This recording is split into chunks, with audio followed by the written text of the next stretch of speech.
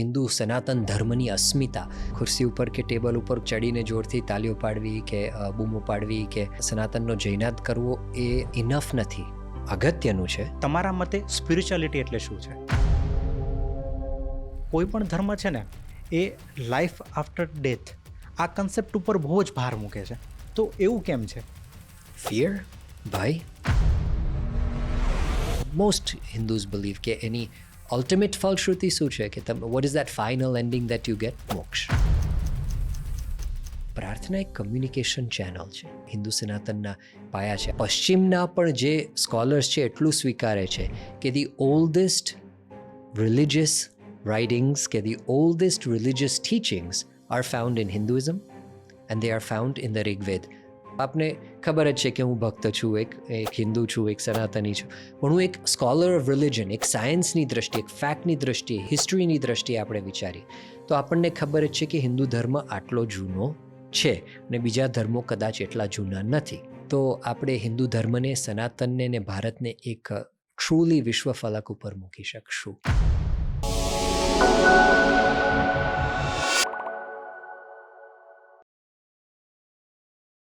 નમસ્તે. નમસ્તે. કેમ છો યોગીભાઈ? એકદમ મજામાં. થોડુંક પોડકાસ્ટની શરૂઆતમાં તમારા વિશે જાણવું છે. જી. બરાબર, કે એના એક બે રીઝન છે કે આપણે જે આજે હિન્દુત્વ, સ્પિરિચ્યુઆલિટી, આપણા ધર્મ વિશે જે આપણે વાત કરવાના છીએ, સનાતન. બરાબર, સનાતન ધર્મ વિશે જે વાત કરવાના છીએ, તો ઓડિયન્સને બી એ જાણવું જરૂરી છે કે આ વસ્તુ એ કોની પાસેથી સાંભળી રહ્યા છે. જી. રાઈટ, તો થોડુંક આપ આપના વિશે જણાવો. હું એક વિદ્યાર્થી છું, એક student of religion, student of life, student of my guru's lessons, Pramukh Swami Maharaj, Mahant Swami Maharaj, a student of music, student of art and history, and of course media. મારો એક એક્સપિરિયન્સ રહ્યો છે and it's been a big part of my career. એટલે ઘણા લોકો એમ કહેશે કે ઓ તમે કોલંબિયા યુનિવર્સિટીમાં પ્રોફેસર હતા, ઓ તમે અહીંયા પરફોર્મન્સ આપ્યું છે, ઓ તમે આ લખ્યું છે, આ પુસ્તક આવી રીતે પબ્લિશ. એ બધી વાત બરાબર છે, પણ મારા મનમાં જો કોઈ મને પૂછે કે તમે કોણ છો, તો હું એમ કહીશ કે હું એક સ્ટુડન્ટ છું અને આ જુદા જુદા વિષયનો સ્ટુડન્ટ છું. રાઈટ. તો તમે જે પીએચડી કર્યું છે એ કયા સબ્જેક્ટ ઉપર કર્યું છે અને તમે ક્યાંથી કર્યું છે? જી. થોડુંક અમને ન્યુયોર્કમાં Columbia University in the city of New York, Okay. Ivy League school છે, જેનું ઘણું મોટું નામ છે અને ઘણું ખરું નામ હમણાં વિશ્વમાં વધારે જ્યારે એ ઇઝરાયલ ને ફિલિસ્તીનના જે આ પ્રશ્નો થયા હતા ત્યારે જે ત્યાં પ્રોટેસ્ટ થયા હતા, એટલે આખા વિશ્વમાં વધારે પ્રખ્યાત બદનામ જે શબ્દ તમારે વાપરવો હોય એ વખતે લગભગ માર્ચ એપ્રિલમાં આપને યાદ હોય, માર્ચ એપ્રિલ મે એ 3 મહિનામાં ઘણું ત્યાં વાતાવરણ દોડાઈ ગયું હતું. પણ it is still one of the best universities in the world. ત્યાં પ્રોફેસર જેક હોલી નામના એક વ્યક્તિ છે, બહુ સિનિયર પ્રોફેસર છે અને લગભગ 40 વર્ષથી તેઓ સૂરદાસ, મીરાબાઈ, કબીરદાસ, રવિદાસ એ બધા ઉપર એમણે કામ કર્યું, તુલસીદાસજી એ બધા ઉપર એમણે કામ કર્યું છે. લગભગ 30-35 પુસ્તકો કુલ એમણે એડિટ અને પબ્લિશ પોતે પ્રકાશન એટલે એમણે લખી છે.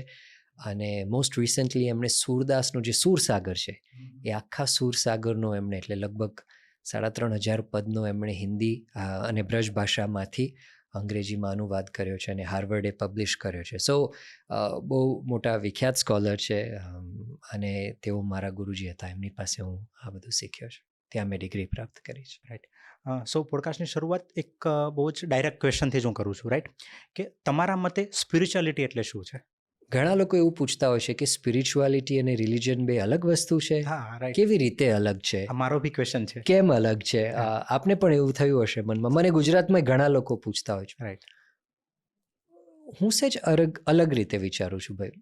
જ્યારે તમે સ્પિરિચ્યુઆલિટી ને રિલિજનને જુદા પાડવા જાઓ ને ત્યારે તમે એક પ્રેમિસને પકડીને ચાલો છો કે રિલિજન એ એક એબ્રાહામિક વસ્તુ છે. થોડું ક્લોઝલી ફોલો કરજો.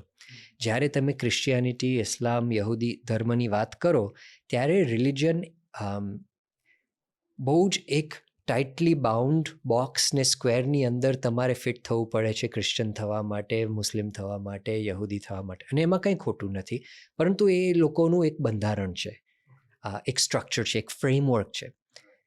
તમે એનો એ સવાલ જ્યારે હિન્દુ ધર્મને લઈને પૂછો છો, સનાતન ધર્મને લઈને પૂછો છો, ત્યારે એકદમ અલગ થઈ જાય છે. અને એનું કારણ એ છે કારણ કે હિન્દુઇઝમમાં, સનાતન ધર્મમાં એટલી ડેમોક્રેસી છે. તમને આ ઓપ્શન પણ ચાલે એવો છે, આ ઓપ્શન પણ, તમે વૈષ્ણવ, શૈવ, શાક્ત, બરાબર, તમે મૂર્તિ પૂજામાં માની શકો છો, તમે મૂર્તિ પૂજાનો તમે ઓલું પણ કરો છો કે ના હું સ્વીકારતો નથી, બરાબર છે. જુદી જુદી માન્યતાઓ, જુદી જુદી વિચારધારાઓ માટે સ્પેસ છે, એક જગ્યા છે. અને એ અમ્બ્રેલા બધું જ સનાતન નીચે આવે છે. અત્યારે હવે જે કુંભ મેળો આવી રહ્યો છે, એમાં તમે જે જુદી જુદી શાખાઓ અને જુદા જુદા મઠના જે મહામંડલેશ્વરો ત્યાં જે હાજર રહેવાના છે અને જેની પૂજા થવાની છે અને જેઓ ત્યાં સ્નાન કરવાના છે, તમે જુઓ તો કેટલી જ વિવિધ અને ભિન્ન ભિન્ન પરંપરાઓના આ મહામંડલેશ્વરો ત્યાં હાજર રહેવાના છે. અને એ તો ખાલી ત્યાં કુંભમાં હાજર રહેવાના. તમે ભારતનો સ્ટડી કરશો ત્યારે તમને ખબર પડશે કે સનાતન કેટલું વિકસિત છે, કેટલું બ્રોડ છે, જો આપણે ઇંગ્લિશમાં એ શબ્દ વાપરીએ તો. સ્પિરિચ્યુઆલિટીનું સ્થાન હિન્દુ ધર્મમાં સાવ જુદું છે. તમે જેને એક રિલિજનની બહાર એક ફેથની જગ્યા છે, જ્યાં એક ડેમોક્રેસી છે, જ્યાં ઓપ્શન્સ છે, એને તમે એબ્રાહામિક રિલિજન્સમાં એ રિલિજનની બહાર એક સ્પિરિચ્યુઆલિટીનું સ્પેસ છે. હું એવું માનું છું, અને મેં જે અભ્યાસ કર્યો છે, મારું જે ડૉક્ટરેટ વર્ક છે, એમાં હું એવું પામ્યો છું કે એવું મેં પ્રાપ્ત કર્યું છે, હું સમજ્યો છું, મારે એવું કહેવું જોઈએ સેજ હ્યુમિલિટી સાથે, હું એવું સમજ્યો છું કે સ્પિરિચ્યુઆલિટી રિલિજનમાં જ આવી જાય છે. હિન્દુ ધર્મ એટલો બ્રોડ છે કે બધાને એ જુદી જુદી સ્પેસ આપે છે ફિટ થવા માટે. જ્યારે આપણે હિન્દુ ધર્મની વાત કરીએ, બરાબર, ત્યારે હિન્દુ ધર્મને લોકો ધર્મ કરતાં એક આમ કહેવાય ને કે વે ઓફ લાઈફ તરીકે જોવે. જી, રાઈટ. તો થોડુંક એ બાબતે તમારી પાસેથી જાણવું છે કે કેમ વે ઓફ લાઈફ તરીકે, કેમ હિન્દુ ધર્મને જ કેમ આ રીતે જોવે છે?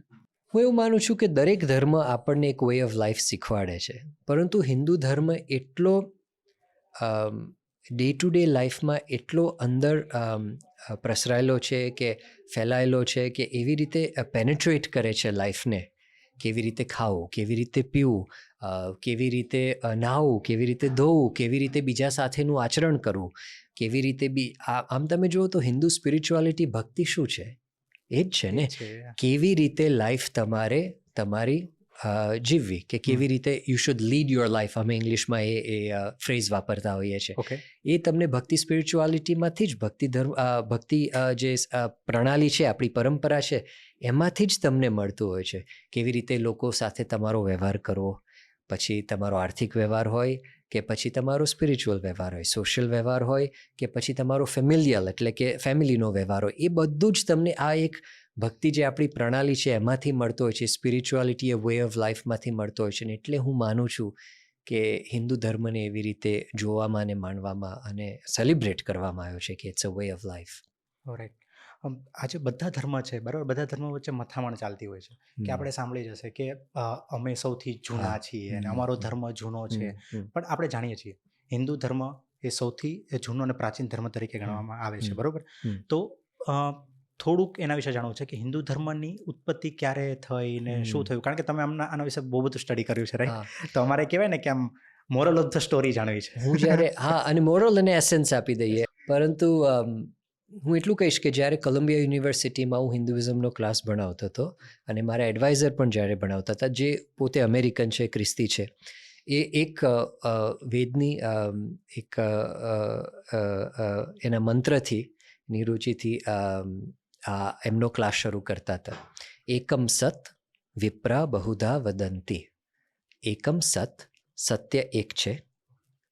વિપ્રા એટલે ધ વાઇઝ, જે જાણકાર છે, જે બુદ્ધિશાળી છે, જે પંડિતો છે, વિદ્વાનો છે. વિપ્રા બહુધા વદંતી, speak of it in many ways. જુદી જુદી રીતે એ સતને રજૂ કરે છે. એટલે હિન્દુ ધર્મમાં જે આપણે આગળ હમણાં વાત કરીને કે એક ડોમેસ્ટિક માફ કરજો, એક ડેમોક્રેટિક વે ઓફ લાઈફ છે, જે ડિફરન્ટ ઓપ્શન્સ છે, એ પહેલેથી જ ઋગ્વેદમાં પહેલેથી જ આ તમને મંત્ર મળે છે. એટલે આ કંઈ ઉપજાવેલી કે મનાવેલી વાત નથી. એટલે જ્યારે આપણે હિન્દુઇઝમ, સનાતનનું ઓરિજિન જોવા જઈએ તો ઘણા લોકો આજે એમ કહેશે 3000 વર્ષ, અમુક લોકો કહેશે 4000, અમુક લોકો કહેશે 5000, અમુક લોકો કહેશે 8000. પણ અત્યારે પશ્ચિમના પણ જે સ્કોલર્સ છે એટલું સ્વીકારે છે કે ધી ઓલ્ડેસ્ટ રિલિજિયસ રાઇટિંગ્સ કે the oldest religious teachings are found in Hinduism and they are found in the Rigveda. અને એમાં એનો આ એક મંત્ર છે, એકમ સત વિપ્રા બહુધા વદંતી. એટલે આપણે જ્યારે ઓરિજિન્સ ફાઇન્ડ કરવા જઈએ ને ત્યારે આપણે એક રીતે બીજા સાથે એંગેજ કરવાના રસ્તા બંધ કરીએ છીએ. એટલે ફરીથી એ પ્રશ્નને હું જુદી રીતે આન્સર કરીશ. હું એમ કહીશ કે instead of looking for those origins, જે પશ્ચિમ પણ હવે સ્વીકારે જ છે કે 5-7-8 હજાર વર્ષ જૂનું છે જ હિન્દુ ધર્મ, right, in sum form or another. Hindu ધર્મ આટલા 1000 વર્ષ જૂનું છે જ, જે આપણે જાણીએ છીએ કે બીજા ધર્મો નથી. અત્યારે આપણી પાસે જે, હું અત્યારે એક ભક્ત તરીકે વાત નથી કરતો, આપને ખબર જ છે કે હું ભક્ત છું, એક હિન્દુ છું, એક સનાતની છું, પણ હું એક સ્કોલર ઓફ રિલિજન, એક સાયન્સની દ્રષ્ટિએ, એક ફેક્ટની દ્રષ્ટિએ, હિસ્ટ્રીની દ્રષ્ટિએ આપણે વિચારીએ તો આપણને ખબર જ છે કે હિન્દુ ધર્મ આટલો જૂનો છે અને બીજા ધર્મો કદાચ એટલા જૂના નથી. એ આપણી પાસે એનું સાયન્ટિફિક હિસ્ટોરિકલ એવિડન્સ છે. તે છતાં હું કહું છું કે એ પ્રશ્ન એટલો અગત્યનો નથી કે કયો જૂનો કયો નહીં, કેટલો જૂનો કેવી રીતે નહીં, પરંતુ એટલું આપણે સ્વીકારીએ કે પહેલેથી હિન્દુ ધર્મ આવી એક વિશાળતા બતાવતો હતો. તમે સમજો છો શું કહું છું? If it shows that broadness from the beginning, that explains why કે આટલા બધા પ્રહાર થયા, આટલા બધા આપણા ઉપર ઇન્વેઝન્સ થયા, આટલા બધા બીજા સેટલર્સ પણ આવ્યા જેમણે એમની ઇન્ફ્લુઅન્સ મૂકી, રાઈટ. બધા વાયલન્ટ નહોતા.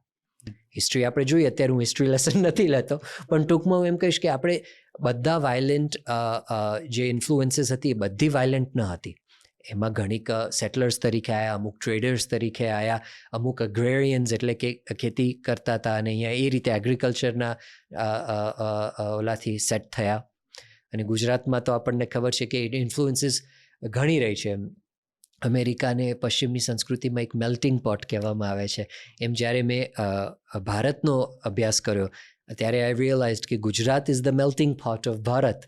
બધી જ જે ઇન્ફ્લુઅન્સીસ જે નોર્થ આફ્રિકાથી પણ જે આવતી હતી, જે અરેબિયાથી પણ આવતી હતી, જે આ બાજુ નોર્થમાંથી પણ આવતી હતી, સાઉથમાંથી પણ આવતી હતી, એ બધી જ ક્યાં ભેગી થતી હતી? ગુજરાતમાં. હા, એટલે Gujarat is the melting pot of Bharat, of even સનાતન હિન્દુ ધર્મ ઇન મેની વેઝ. કારણ કે બધી ઇન્ફ્લુઅન્સીસ અહીંયા ભેગી થઈ હતી. આપણે ગુજરાતી ભાષાનો પણ જો આપણે ક્લોઝલી અભ્યાસ કરીએ તો આપણને ખબર પડે કે બીજી ઘણી ભાષાઓની ઇન્ફ્લુઅન્સ છે. અરબી હોય, પારસી હોય, સંસ્કૃત હોય. Anyway, I want get in to the details of all that, but my point is કે આ જે મેલ્ટિંગ પોટ છે એ ખાસ કરીને સનાતન પણ ઓલ્સો ગુજરાતની એક વિશેષતા છે. અને એટલે આપણી સંસ્કૃતિ આજે એટલી સેલિબ્રેટેડ છે, એટલી પ્રચલિત છે અને it has survived over the course of these 5,000 to 8,000 years. Right. So તમે આટલું બધું ડીપમાં સ્ટડી કર્યું છે, રાઈટ. એના માટે તમે મતલબ તમે જે બુક્સ લખી છે એના માટે તમારે ઘણું ટ્રાવેલિંગ બી રહેતું હશે, રાઈટ. તો થોડાક તમારા ટ્રાવેલિંગ એક્સપિરિયન્સ બી જાણવા છે. હું ખાસ એટલે પૂછું છું કારણ કે હું જાણું છું ત્યાં સુધી તમે ઘણા બધા કન્ટ્રી વિઝિટ કર્યા છે. લગભગ 70. ઓહ, 72. આ મને નથી ખબર. 72 દેશો. અને આપણે જાણીએ છીએ કે હિન્દુ કન્ટ્રીઝ બહુ ઓછા છે, જી. રાઈટ. તો તમે મુસ્લિમ કન્ટ્રીઝ છે, ક્રિશ્ચિયન કન્ટ્રીઝ છે, રાઈટ, હિન્દુ કન્ટ્રીઝ છે, આ બધા વિઝિટ કર્યા છે. સેક્યુલર કન્ટ્રીઝ છે. તો પછી એ બધો એક્સપિરિયન્સ તમારી પાસેથી જાણવો છે. આઈ થિંક ટ્રાવેલિંગ આજના સોશિયલ મીડિયાના જમાનામાં, અને કદાચ આપના ઘણા એવા વ્યુઅર્સ પણ હશે જે એ રીતે ટ્રાવેલિંગ કે એ રીતે લાઈફને એક્સપિરિયન્સ કરે છે રીલ માટે. હા, એટલે હું એમ નથી કહેતો એ ખોટું છે. આપણા અનુભવ છે એ બીજા જોડે શેર કરવા જોઈએ, પણ પહેલાં એ અનુભવ આપણે પણ માણવા જોઈએ.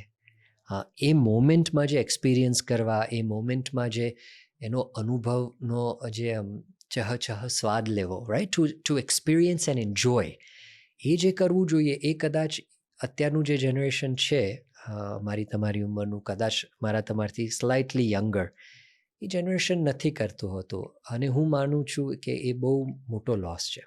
આપણે જ્યારે ટ્રાવેલ કરીએ ત્યારે આપણે પુસ્તકની બહાર નીકળીએ છીએ. આપણે પુસ્તકનું લખવાનું, એ વિચારવાનું, અભ્યાસનું, એ બધું પૂછવું એ બહુ જ અગત્યનું છે. કોલંબિયામાં મેં જે રહીને PhD કર્યું બહુ જ અગત્યનું છે ભક્તિ સાહિત્ય અને સંગીત ઉપર. પણ એ કરવા માટે, ઇવન ધો ઇટ વોઝ મોસ્ટલી ટેક્સ્ચ્યુઅલ, મેં ગ્રંથોના આધારે, પાંડુલિપિઓના આધારે, મેન્યુસ્ક્રિપ્ટ્સના આધારે એ કામ કર્યું હતું. હું લગભગ એ વર્ષે જ્યારે હું ફુલબ્રાઇટ ઉપર ઇન્ડિયા આવ્યો 2016 ને 2017ની સાલમાં, ત્યારે લગભગ 35,000 થી 40,000 કિલોમીટર હું ફર્યો હતો ઇન્ડિયામાં. અને ઘણું ખરું ગુજરાતમાં, પણ ગુજરાતની બહાર બંગાળ, મહારાષ્ટ્ર, મધ્યપ્રદેશ, ઉત્તર પ્રદેશ, દિલ્હી બાજુ, પંજાબ એ બાજુ, એટલે એ રાજસ્થાન, એટલે એ અભ્યાસ કરવો એટલે અગત્યનો છે કે even if you are just studying books, માણસોને મળ્યા વગર એ બુક્સ પાછળનો જે કોન્ટેક્સ છે, હા, જે એ સંસ્કૃતિની એક લિવિડ પરંપરા છે, લિવ્ડ પરંપરા છે, એને અનુભવવી અશક્ય છે. અને એ અનુભવ્યા વગર, માણસોને મળ્યા વગર, એનું પરફોર્મન્સ, એનું એક મેનિફેસ્ટ સ્વરૂપ જોયા વગર તમે કાંઈ માણી શકતા નથી, તમે કાંઈ શીખી શકતા નથી. એટલે હું માનું છું કે ટ્રાવેલિંગ કરવું અગત્યનું છે, માણસોને મળવા અગત્યના છે. કદાચ આપણે અહીંયા ગુજરાતમાં બેઠા હોય તો આપણને એવું કહેવામાં આવે કે સિરિયા આવું છે, સાઉદી અરેબિયા આવું છે, ઇરાક આવું છે, એવું ચાઇના માટે કહેવામાં આવે છે, એવું જ ન્યુયોર્ક ને અમેરિકા માટે અત્યારે ઘણું હું જોઉં છું. અત્યારે જે સોશિયલ મીડિયા ઉપર ભારતમાં હું આવ્યો એના પછીનું જે પ્રોપેગેન્ડા છે જોવા મળે છે, એવું જ તમને યુરોપ અને યુક્રેન માટે પણ જોવા મળે છે, અને રશિયા માટે પણ જોવા મળે. બધા માટે કોકને કોક એડવોકેસી કરે છે ને કોકને કોક એના માટે પ્રોપેગેન્ડા કરે છે, ફોર ઓર અગેન્સ્ટ. પણ ત્યાં તમે જાઓ ત્યારે તમને ખબર પડે છે કે હકીકત જુદી છે. અને આ વસ્તુ મારા ગુરુ પ્રમુખ સ્વામી મહારાજે મને કીધી હતી. ઘણો નાનો હતો, maybe in my late 20s, 27-28 વર્ષનો હોઈશ. અને એ વખતે મને એવું સ્વામીએ કીધું કે તું હવે આ પીએચડી શરૂ કરે છે તો પુસ્તક તો વાંચજે જ. એમને ખબર હતી કે હું ભક્તિ સાહિત્ય અને સંગીત, જે ભગવાન સ્વામિનારાયણના નંદ સંતો થઈ ગયા, જેના પદો ગાંધીજીની આશ્રમ ભજનાવલીમાં પણ છે, નિષ્કુળાનંદ સ્વામી, મુક્તાનંદ સ્વામી, બ્રહ્માનંદ સ્વામી, પ્રેમાનંદ સ્વામી, એ બધા પ્રખ્યાત સંતો છે, એમના પદો ગવાય જ છે. ગુજરાતમાં બધે ગવાય છે, સંપ્રદાયની બહાર પણ ગવાય છે. હમણાં જ મારા ગુરુ, જેમની પાસે હું ઘણું ખરું સંગીત શીખ્યો હતો, એમનો દેહાંત થયો, સ્વર્ગીય શ્રી પુરુષોત્તમ ઉપાધ્યાયજી. એ પણ ઘણીવાર આ પદો, પ્રેમાનંદ સાંઈનું એક પદ એમણે 70s પ્રચલિત કર્યું હતું, તમારી મૂર્તિ વિના મારા નાથ રે. એમણે જ એલપીમાં ગાયું હતું, ગુજરાતમાં એકદમ છવાઈ ગયું હતું એ પદ એમના જ અવાજમાં, એમણે જ્યારે ગાયું ત્યારે. But the point that I am bringing that up is કે સ્વામીએ કીધું કે એ બધું જ અગત્યનું છે, તું એ કરજે, સંપ્રદાયના સંતો ભક્તોને મળજે, પાંડુલિપિઓ વાંચજે, પણ એની બહાર પણ જજે. સ્વામિનારાયણ સંપ્રદાયની બહાર જે ઇતર સંપ્રદાયો છે એમના પણ તું વિદ્વાનોને મળજે, એમના ધર્મગુરુઓને મળજે, જૈનોને મળજે, વલ્લભ સંપ્રદાય જે છે એના જે ગોસ્વામીઓ છે એ પણ પ્રખર વિદ્વાનો છે, એમને તું મળજે. વૃંદાવન જજે, ત્યાં ચૈતન્ય સંપ્રદાયના જે વિદ્વાનો છે, ત્યાં એક શ્રીવત્સ ગોસ્વામી કરીને બહુ મોટા વિદ્વાન છે, જે આજથી 30-35 વર્ષ પહેલાં હાર્વર્ડમાં એ વખતે તેઓ વિઝિટિંગ સ્કોલર હતા અને લેક્ચરર હતા.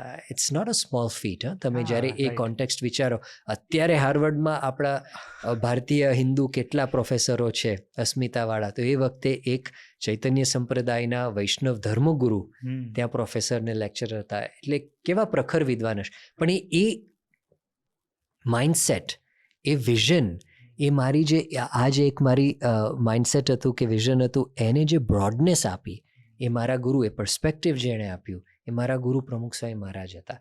અને એમણે કીધું આ વૈષ્ણવોને મળજે, જૈનોને મળજે, બુદ્ધિસ્ટને મળજે, પણ ખ્રિસ્તીઓને પણ મળજે, યહૂદીઓને પણ મળજે, મુસલમાન ધર્મગુરુઓને પણ મળજે. તને એમની પાસેથી કંઈક જાણવા શીખવા મળશે. તારો જે વર્લ્ડ વ્યૂ છે એ બ્રોડ થશે.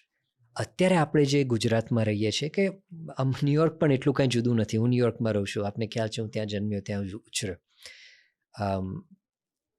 ત્યાં પણ આપણી જે કમ્યુનિટી છે, આપણો જે કમ્ફર્ટ ઝોન છે, એની બહાર આપણે જોઈ વિચારી શકતા નથી. અને મારા ગુરુએ એ, હું જ્યારે લગભગ આજથી 15-20 વર્ષ પહેલાં મને એક પુશ કર્યો ઇન ધ રાઇટ ડિરેક્શન કે તું આ લોકોને મળીશ, એ લોકો સાથે બેસીશ, એ લોકો સાથે ઇન્ટરેક્ટ કરીશ, તો તને ખબર પડશે કે દુનિયા કંઈક જુદી વસ્તુ છે, હકીકત કંઈક જુદું છે. And I think that is why traveling is so important, and that is what I've learned from them. પછી આગળ જતાં અમુક ગણ્યા ગાંઠ્યા હું ઇન્સિડન્ટ્સ પણ આપને કહીશ જ્યારે તમને યોગ્ય લાગે ત્યારે. સો યોગીભાઈ, આપે જે વાત કરી કે આપ હિન્દુ ધર્મ સિવાય બી બાકીના જે ધર્મ છે, બરાબર, એમના ધર્મગુરુઓને આપ મળ્યા છો, રાઈટ? તો એ એક્સપિરિયન્સ થોડોક આપની પાસેથી મારે જાણવો છે કે એ એક્સપિરિયન્સ તમારા માટે કેવો રહ્યો? ઇંગ્લિશમાં એક શબ્દ છે જે હું વારંવાર મારા ક્લાસમાં વાપરતો છું, આઈ ઓપનિંગ. ઓકે, આઈ ઓપનિંગ એટલે મેં જે ધાર્યું હતું એના કરતાં કંઈક જુદો જ અનુભવ મને થતો હોય છે. આપણે એવું ધાર્યું હોય કે આ સાંભળીને આ માણસ આવા હશે, કે આ વ્યક્તિ આવો તમને તમારી સાથે, કાં તો એમના મનમાં પણ એવું હોય. એટલે એક દરેક ઇન્ટરેક્શન અગત્યનું એટલે છે. હમણાં જ દિલ્હીમાં જાગરણ ગ્રુપ સાથે એમના એડિટોરિયલ બોર્ડ સાથે જ્યારે મારી મિટિંગ હતી ને હું વાત કરતો હતો એમની એન્યુઅલ મિટિંગમાં, ત્યારે મેં જ કીધું કે દરેક ઇન્ટરેક્શન, રિપોર્ટર હોય, આપની જેમ કોઈ પોડકાસ્ટર હોય, કોઈ સ્કોલર હોય, કોઈ મ્યુઝિશિયન હોય, જે બે વ્યક્તિઓનું જે ઇન્ટરેક્શન થતું હોય છે, it's an opportunity to build a bridge. હા, એક સેતુ બાંધવાનો, કલ્ચરલ સેતુ, ઇન્ટેલેક્ચ્યુઅલ સેતુ બાંધવાનો એક મોકો છે. અને ઘણીવાર આપણે એ મોકો ખોઈ નાખતા હોઈએ છીએ. પણ હું મારા ગુરુ પાસેથી એમ શીખ્યો કે તમે અલગ અલગ નાતના, જાતિના, વર્ણના, જેન્ડરના, ધર્મના, નેશનાલિટીના, સ્કિન કલરના લોકોને મળો અને તમે થોડાક ઓપન માઇન્ડ સાથે જાઓ અંદર એ ઇન્ટરેક્શનમાં, અને તમે એક શીખવાના ભાવથી અને મેં એક પુસ્તક લખ્યું છે પ્રમુખ સાંઈ મહારાજ ઉપર, એનું નામ છે ઇન લવ એટ ઇઝ, અને એનું ચેપ્ટર એમાં એક વચ્ચે છે, એનું ટાઇટલ છે એમ્બ્રેસિંગ ઓલ. એમ્બ્રેસિંગ ઓલ, કે પ્રમુખ સાંઈ મહારાજ એવા હતા કે જે બધાને સ્વીકારતા હતા. તો એ માઇન્ડસેટથી તમે ઇન્ટરેક્શન કરવા જાઓ ને, પછી ભલે પોઝિટિવ એક્સપિરિયન્સ થાય કે નેગેટિવ એક્સપિરિયન્સ થાય, એ કરવા જાઓ તો આઈ થિંક આપને પણ ઘણું શીખવા મળે, અને સામેવાળા વ્યક્તિના કદાચ મનમાં તમારા પ્રત્યે બાયસ હોય કે પ્રેજ્યુડિસ હોય, તો એ પ્રેજ્યુડિસને બાયસની જે ગ્રંથિ હોય છે એ ઓગળતી હોય છે, ધીમે ધીમે ડિઝોલ્વ થતી હોય છે. હું તમને એક ઉદાહરણ દઉં. હું મારા સ્ટુડન્ટ્સને લઈને 2015નો આઈ થિંક ઇન્સિડન્ટ છે. 2015માં હું મારા સ્ટુડન્ટ્સને લઈને, એટલે કોલંબિયા જર્નલિઝમના માસ્ટર સ્ટુડન્ટ્સ હતા, એમને લઈને 16 સ્ટુડન્ટ્સ હતા, એમને લઈને ભારત આવ્યા. હું ને મારા કોલિગ હતા, સિનિયર કોલિગ, અમે બે આવ્યા. અમે પુરાની દિલ્હી, એટલે જૂની દિલ્હીમાં અમે એક વોકિંગ ટૂર, જે હિસ્ટ્રી ટૂર લોકો કરતા હોય છે, વિલિયમ ડેલરિમ્પલ, જેનું બહુ મોટું નામ છે ભારતમાં એઝ અ ઓથર, એની આઈ થિંક એક નવું પુસ્તક પણ હમણાં બહાર પડ્યું છે. એનીવે, એટલે ડેલરિમ્પલ સાહેબે બધાને ટૂર આપી. પછી મેં મારા કોન્ટેક્ટ્સ થ્રુ ત્યાં એક બહુ મોટી મસ્જિદ છે, એના ઇમામ સાથે એક, એનું નામ નથી દેતો just out of respect four there privacy, પણ જે શ્રોતાગણ હશે ને નોલેજેબલ હશે તો એને ખબર પડી જ ગઈ હશે. એટલે એ ઇમામ સાથે મારા સ્ટુડન્ટ્સની મિટિંગ કરી. એ મને પણ એવું હતું કે આવી રીતે હું ક્યારેય ત્યાં અમેરિકામાં મળ્યો છું, યુરોપમાં મળ્યો છું, પણ ઇન્ડિયામાં ક્યારેય આવી રીતે હું કોઈની સાથે બેઠો નથી, મારા સ્ટુડન્ટ્સને લઈને ગયો નથી. I didn't expect anything bad, but I didn't know what to expect. કેવો અનુભવ એક્સપેક્ટ કરવો એ મને કોઈ આઈડિયા જ ન હતો. અમે ગયા, બેઠા, એમણે જે મહેમાનગતિ કરી, wow, I was just what a great host, બધું બતાવ્યું. મસ્જિદ પણ બહુ જ સુંદર હતી. એમની સાથે અમે અંદરના રિસેપ્શન કક્ષમાં બેઠા. એમણે બધા જ સ્ટુડન્ટ માટે પાર્લેજીના બિસ્કિટ્સ અને ચાયની વ્યવસ્થા કરી હતી. કારણ કે અમે કીધું હતું કે અમે સવારે હોટલમાં નાસ્તો કરીને આવ્યા છીએ અને બપોરે બીજે ક્યાંક ચાંદની ચોકમાં પરોઠા ખાવાના છે, રાઈટ. છોકરાઓની ઈચ્છા હતી, એટલે અમે એ બધું વ્યવસ્થા કરી હતી. અને ડેલરિમ્પલ સાહેબે બધી રિઝર્વેશન બધું તૈયાર હતું. તો એમણે આટલો નાસ્તો કર્યો કે ના, તોય તમે થાક્યા હશો આટલું ચાલીને સવારના, એટલે તમે આટલું બધાએ લીધું. અને એ સાહેબના મનમાં, ઇમામના મનમાં એવું થયું કે મારું નામ સાંભળીને, મારું નામ યોગી ત્રિવેદી છે, બરાબર, એટલે એમને ખ્યાલ આવી ગયો કે હું હિન્દુ છું. એમને કદાચ મનમાં એવો પણ ડાઉટ ગયો હશે કે એ બ્રહ્માનિકલ હશે, એટલે એ અમારી મસ્જિદમાં બેસીને અમારા આપેલા સ્નેક્સને કદાચ ન પણ સ્વીકારે. એટલે એમણે મારી આગળ મૂક્યું, પણ આ જે પુસ્તક પડ્યું છે એના બદલે ટેબલના ઓલા સાઈડ ઉપર મૂક્યું. એટલે એને એકદમ માઇન્ડફુલી એમને એમ કે કદાચ એ ન લે તો કદાચ ખરાબ પણ ના લાગે કે એમણે કેમ સ્વીકાર્યું નહીં. સો આઈ વોઝ વેરી એપ્રિશિએટિવ કે એવું એમણે કર્યું, અને એમણે ત્યાં મૂક્યું. પછી 2-4 મિનિટ ચર્ચા ચાલી. મારા સ્ટુડન્ટ્સ તો જર્નલિસ્ટ હતા, કોલંબિયાના હતા, એટલે થોડાક ફાયર બ્રાન્ડ હતા. એમણે એવા સવાલો પૂછ્યા, એમણે થોડાક એવા બહુ સ્ટ્રોંગ જવાબ આપ્યા સામે, અને it was an ideal environment for journalism students to learn. એ જે ચાલતું હતું એ આખું સીન, એમાં મને એમ થયું કે આ કૂકી પડ્યા છે, બધા ખાય છે ને હું કેમ ના ખાઉં. એટલે હું એ લેવા જતો હતો ને એ જોતા હતા કે મારી નજર એ કૂકીઝ ઉપર હતી, અને પછી એમણે સ્ટુડન્ટ્સને પૂછ્યું કે તમે તમારા સાહેબને પૂછો એ અમારા કૂકી સ્વીકારશે.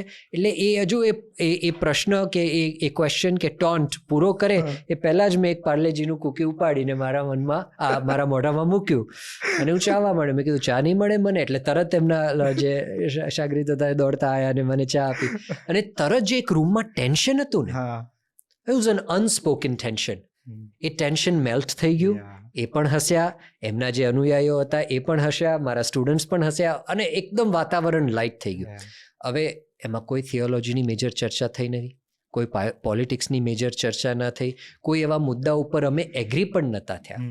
પણ આવી એક સાવ સામાન્ય વસ્તુ, પાર્લેજીનું કૂકી અને ચા, એ મેં ખાલી મારા હાથમાં લીધું ને, મેં કૂકી પૂરું પણ ના કર્યું આખું, કારણ કે એ ખાવાની જરૂરિયાત ન હતી, પણ મેં એ મારા હાથમાં લઈને એક બાઇટ લીધું, એમાં આખા રૂમનું જે ટેન્શન હતું એ મેલ્ટ થઈ ગયું. એટલે હું તમને ઇન્સિડન્ટ એટલે કહું છું કે એ ઓપનનેસ આપણે બતાવીએ, ઓપન માઇન્ડેડનેસથી આપણે ઇન્ટરેક્શનમાં જઈએ, તો એમને પણ કદાચ હિન્દુઓ પ્રત્યે, અમેરિકાના સ્કોલર્સ પ્રત્યે જે મનમાં ગ્રંથિ હશે એ મેલ્ટ થઈ. મને પણ એવું હશે કે દિલ્હીમાં કોઈક ઇમામને મળવું હોય કેવો મારા માટે અનુભવ હશે. એટલે ઘણી ગ્રંથિઓ મેલ્ટ થતી હોય છે, ઘણા સેતુઓ બનતા હોય છે, અને ફ્યુચર ઇન્ટરેક્શન્સ માટે તમે સમાજ માટે એક બહુ મોટી સેવા કરતા હો છો. હું તમને એટલે આ કહી રહ્યો છું, એટલે કે જ્યારે આપણે આવી રીતે બીજાને મળીએ ત્યારે we are કન્ટ્રીબ્યુટિંગ something, not just to our community, not just for our mind or our intellectual journey ke yatra, but for samaj, for society in general. And I think these are some of the things that journalists, podcasters, scholars, students, the average person in Gujarat jo કરવા માંડે, અમદાવાદમાં કરવા માંડે, તો I think ઘણો ફેર પડશે આપણા સમાજમાં. અને આ હું મારા ગુરુ પાસેથી શીખ્યો છું. ગ્રેટ. સો આપણે થોડાક હિન્દુઇઝમના ટોપિક ઉપર આગળ વધીએ, બરાબર? એ પહેલાં, કારણ કે મેં જ્યારે આપણો પોડકાસ્ટ શેડ્યુલ થયો, મેં તમારા વિશે થોડુંક રિસર્ચ કર્યું હતું, ઓલમોસ્ટ ઘણું બધું રિસર્ચ કર્યું હતું, તો ત્યારે મને થોડુંક તમારા વિશે બી જાણવા મળ્યું. રાઈટ? તો તમારો જે સિરિયાનો એ બી થોડોક એક્સપિરિયન્સ છે, બરાબર? એ મને એવું લાગે છે કે આપણે અત્યારે જે ટ્રાવેલિંગ અને જે બધા ધર્મનું જે ડિસ્કશન કરીએ છીએ, તેમાં આપણે આ ટોપિક પણ આપણે એક આવરી લેવો જોઈએ. સિરિયા અને યુક્રેન, એના બે સ્મોલ ઇન્સિડન્ટ્સ છે, હું તમને છૂટક કહી દઉં. And I think they both teach us two very different things. Syrian refugee camps માં હું મારા સ્ટુડન્ટ્સને લઈને ગયો હતો. આનું પણ મેં ઇન લવ એટીઝમાં લખ્યું છે, એ ચેપ્ટરના સ્ટાર્ટિંગમાં. આપણે જોઈએ તો એકદમ ડાયર પરિસ્થિતિ હતી. સારા ઘરના માણસોએ એમનો દેશ છોડી, કારણ કે ત્યાં યુદ્ધ શરૂ થયું એટલે દેશ છોડી, સિવિલ વોર ચાલુ થયું એટલે દેશ છોડીને આ બાજુ જોર્ડનને આજુબાજુના દેશોના રેફ્યુજી કેમ્પ્સમાં આવી ગયા હતા. આપણે એમની કન્ડિશન્સ જોઈએ તો આપણી આંખમાં આંસુ હોય છે. મારા સ્ટુડન્ટ્સ તો ધ્રુસકે રડતા જ હતા, કારણ કે એમને તો અમેરિકામાં આવું ક્યારેય જોયું જ નહોતું. આપણે તો જો એશિયામાં ટ્રાવેલ કર્યું હોય તો તમે કદાચ ગરીબીને એવું જોયું છે. અમે તો ત્યાંના જે શેલ્ટર્ડ સ્ટુડન્ટ્સ હોય એ લોકોએ આ વાતાવરણ ક્યારેય જોયું જ ના હોય, ક્યારેય ફીલ જ નથી કર્યું. તો અમે ત્યાં પણ એક ઇમામના ઘરે ગયા અને ત્યાં લોકો બેઠા હતા. હવે એ લોકો ખાવા પીવાના કંઈ ઠેકાણા નહીં, કાંઈ જ વ્યવસ્થા નહીં. પરંતુ હું ગયો અને અમે સ્ટુડન્ટ્સ બધા ગયા ત્યારે એમણે એ લોકોના કલ્ચરમાં એ ડેટ્સ, એટલે કે ખજૂર, હા, એક નોવેલ્ટી કહેવાય છે. અને એમનો ફાસ્ટ પણ એનાથી બ્રેક કરતા હોય છે. અને કોઈક મહેમાન આવે, કોઈક મોટા મહેમાન આવે ત્યારે એ ખજૂર કાઢતા હોય છે અને એની સાથે એક હર્બલ ટી જેવું પણ આપતા હોય છે. તો અમે ગયા ને એમણે એ બધું મૂક્યું, એટલે અમે કીધું રહેવા દો સાહેબ, તમારે, અમે સમજીએ છીએ અત્યારે તમે કેવી કન્ડિશન્સમાં છો અને તમારા પણ વાર તહેવાર આવી રહ્યા છે, તો એના માટે તમે રહેવા દો, અમારે આની કાંઈ જરૂર નથી. અને એ વખતે જ એ રૂમમાં, હું બહુ ટૂંકમાં કહું છું આ ઇન્સિડન્ટ, એ વખતે એ રૂમમાં એના છોકરાઓ હતા, એની એક બાળિકા અને એક બાળક, સન એન્ડ ડોટર. અને એ લોકો જે નજરથી એ ખજૂરને જોતા હતા એના ઉપરથી મને એવું થયું કે આ એ લોકો માટે બહુ જ એક મોટી લક્ઝરી હતી.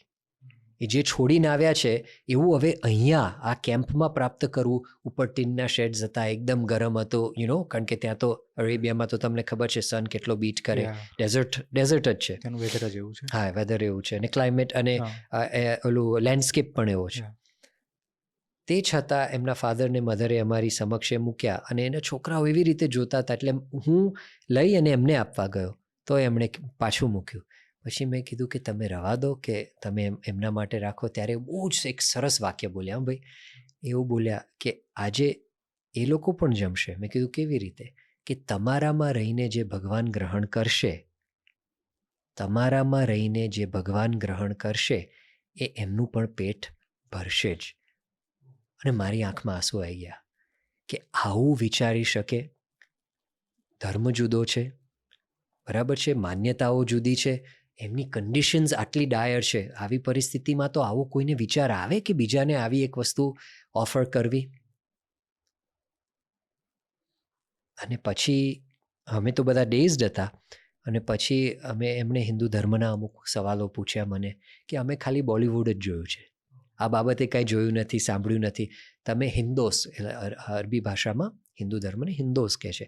એટલે હિન્દોસની જે માન્યતાઓ છે, તમે જે આ મૂર્તિ પૂજા કરો છો, તમારે ત્યાં જે વાર તહેવારની જે પરંપરા છે એ વિશે અમને એને અમારા જે પરિવારજનો છે એને તમે કંઈક વાત કરો. અમે કર્યું. પછી એમણે ક્યાંક સાંભળેલું, મારી સાથે એક ફિક્સર હતો જેણે આ બધું ગોઠવ્યું હતું, અમને એ કેમ્પમાં લઈ ગયો હતો, એ સિરિયન રેફ્યુજી કેમ્પમાં. એની પાસેથી સાંભળ્યું હતું કે હું ભજન પણ ગાઉં છું, સંગીતકાર છું. તો એમણે કીધું કંઈક ગાઓ. મેં કીધું શું ગાઉં? તો કે કોઈ પણ જે પદ તમને સ્પર્શી જતો હોય. તો નરસિંહ મહેતાનું બહુ પ્રખ્યાત છે, મુને હરિગુણ ગાવાની ટેવ પડી. એવા 2-3 પદની એક બબ્બે કડી મેં જે ત્યાં ગાઈ. અને તેઓ, મેં એવું ધાર્યું હતું કે મુસલમાન જે એક ઇમામ છે, મૌલવી છે, એ આ મારી હિન્દુ પ્રાર્થનાને હું જે મારા ભગવાન ગણું છું, વિચારજો, એને હું જે એના જ કેમ્પમાં, એના જ આ ટેન્ટમાં, એના માટે તો એ જ મસ્જિદ હતી, ત્યાં બેસીને હું આ પ્રાર્થના ગાઈશ તો એ શું કરશે? તો આંખો બંધ કરીને એમણે શાંતિથી સાંભળી. એ ડોલતા હતા, હું જોતો હતો એમની સામે. એમના પરિવાર પણ એકદમ ઓપન માઇન્ડેડનેસથી એન્ગેજ કર્યું. એટલે આ એક એક્સપિરિયન્સ છે જે મેં એક્સપેક્ટ નહોતો કર્યો ભાઈ. પણ ત્યાં જે એ અનુભવ થયો ત્યારે મને મારા ગુરુના વચનો યાદ આવ્યા કે તમે જો ઓપન માઇન્ડથી એન્ગેજ કરશો તો તમને પણ એક અનુભવ જુદો થશે અને સામેવાળાને પણ એક અનુભવ જુદો થશે. એવો જ એક અનુભવ મેં યુક્રેનમાં કર્યો. યુક્રેનમાં પણ પરિસ્થિતિ બહુ જ ખરાબ હતી. અને અમે જ્યારે ગયા BAPS ચેરિટીઝના વોલેન્ટિયર્સ સાથે, અને એ વખતે આપણા જે ઇન્ડિયાના, પાકિસ્તાનના, બાંગ્લાદેશના સ્ટુડન્ટ્સ ત્યાં જે ભણતા હતા એ બધા ઘણા ખરા, અને ઘણી કમ્યુનિટીઝ હતી. પણ BAPS ચેરિટીઝના જે વોલન્ટિયર્સ હતા એણે બહુ મોટો પાર્ટ પ્લે કર્યો હતો એને બહાર કાઢવામાં, ત્યાંથી સ્ટુડન્ટ્સોને ત્યાંથી રેસ્ક્યુ કરવામાં. અને પછી અમે ત્યાં જે અમેરિકાથી ને જર્મનીથી જે વોલન્ટિયર્સ ગયા હતા, અમે એવું વિચાર્યું કે કેમ આપણા ભારતીય ભાઈઓને અને નાગરિકોને જ કેમ, જે યુક્રેનિયન્સ ત્યાંથી બહાર આવે છે એમને પણ આપણે મદદ કરવી જોઈએ, સેવા કરવા આવ્યા છીએ તો. એટલે પછી અમે લાસ્ટ 5-7 ડેઝ એવી રીતે ત્યાં જે બોર્ડરના જે કેમ્પ્સ હતા ત્યાં અમે વોલન્ટિયર કરતા હતા. અને આવી રીતે તો એમાં એક પ્રસંગ બન્યો જે એ જોઈને મને એવું થયું કે આપણી જે ભારતીય સંસ્કૃતિની જે વેલ્યુઝ છે, જે એથિક્સ છે, જે મોરલ્સ છે, જે આપણા પ્રિન્સિપલ્સ છે, એ ખાલી હિન્દુ ધર્મના કે ભારતીય નથી, એ યુનિવર્સલ છે. આપણે ત્યાં ગુજરાતમાં એક કહેવત આપણે સાંભળી હશે કે આ ભાઈ છે, બહાર નથી. હા, એને ઘણીવાર આપણા વડીલો આપણને આ વાર્તા કહેતા હોય છે. એક ફેબલ થઈ ગઈ છે આપણે ત્યાં. આવી રીતે આપણને શીખવાડે છે કે મોટી બહેન કેવી રીતે ભાઈનું ધ્યાન રાખતી હોય છે એક માતા તરીકે. એનો મેં નજર સમક્ષ એક અનુભવ કર્યો. આવી રીતે રોજના હજારો આવી રીતે માઇગ્રન્ટ્સ ત્યાંથી આવતા હતા. બોર્ડર ઉપર સેટઅપ હતું, ત્યાં એ લોકોએ રેફ્યુજી એસાઇલમના બધું પેપરવર્ક કરવાનું. અમારા જેવા જે 4-5 ભાષા જાણતા હોય એમને એ બીજી ભાષાઓમાં, ફ્રેન્ચમાં, સ્પેનિશમાં મદદ કરે, જર્મનમાં, જે એમને ભાષા આવડતી હોય. અને પછી એ લોકો આ બાજુ આવે એટલે એમને જે ફર્સ્ટ એડ કેર, કાં તો એમને જે અમુક ન્યુટ્રિયન્ટ્સને, એ જે અમુક લોકોને તો એકદમ ડિહાઇડ્રેટ થઈ ગયા એટલે બાટલા પણ ચડાવવા પડતા હતા આઈવીના, એ બધું જે અમે એ રીતે એમને પ્રોપર કેમ્પ્સમાં લઈ જતા હતા. અને એમનો જે ભાર હોય સાથે, જે લગેજ હોય, કાં તો આવી રીતે ચિલ્ડ્રન હોય, અમે ઉપાડી લેતા હતા. તો એકવાર બપોરના ભાગમાં એક બેન ત્યાંથી આવતા હતા, યુક્રેનિયન હતા, અને કિયેવથી છેકાયા હતા. એટલે દેશના ઓલી બાજુથી, અમે પોલેન્ડની બોર્ડર ઉપર હતા, યુક્રેન પોલિશ બોર્ડર ઉપર, અને છેક દેશના ઓલી બાજુથી આવ્યા હતા, ઈસ્ટર્ન સાઇડથી. અને તેઓ ચાલતા ચાલતા આવી રીતે એલું જ્યાં જ્યાં રાઇડ્સ મળે એવી રીતે રાઇડ્સ લેતા લેતા ત્યાં પહોંચ્યા અને યુ કુડ સી ધી એક્ઝોશન. જે થાક એમના મોઢા ઉપર હતો જોઈને આપણને દયા આવે. એમના બેક ઉપર મોટો એક ઓલું હતું બેકપેક, અને હાથમાં બે દીકરાઓ હતા, એક દીકરો ને એક દીકરી હતી. એટલે દીકરો નાનો હતો એટલે મને એમ તરત થઈ ગયું કે હું એને હાથમાં લઈ લઉં તો શું એમને એટલો ભાર ઓછો થઈ જાય, અને એની દીકરી તો ચાલી શકે એવી થોડી મોટી હતી.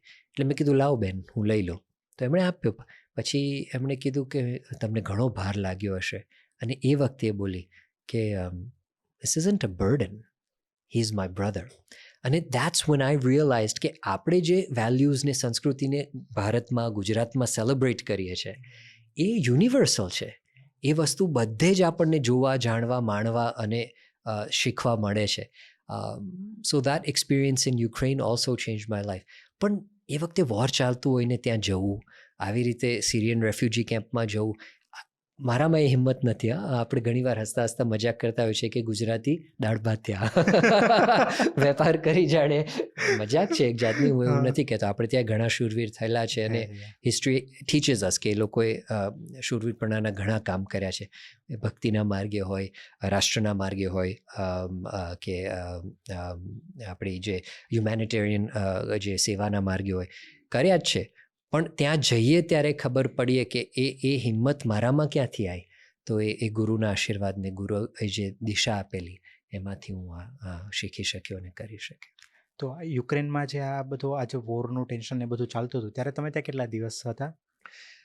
ટોટલ BAPSના વોલન્ટિયર્સ તો ઘણું રોકાયા હતા, લગભગ 2.5-3 વીક જેવું. અને એવો સમય હતો ભાઈ જ્યારે ગવર્મેન્ટ્સ હજુ મોબિલાઇઝ નથી થઈ. શરૂઆતના સમય હતો.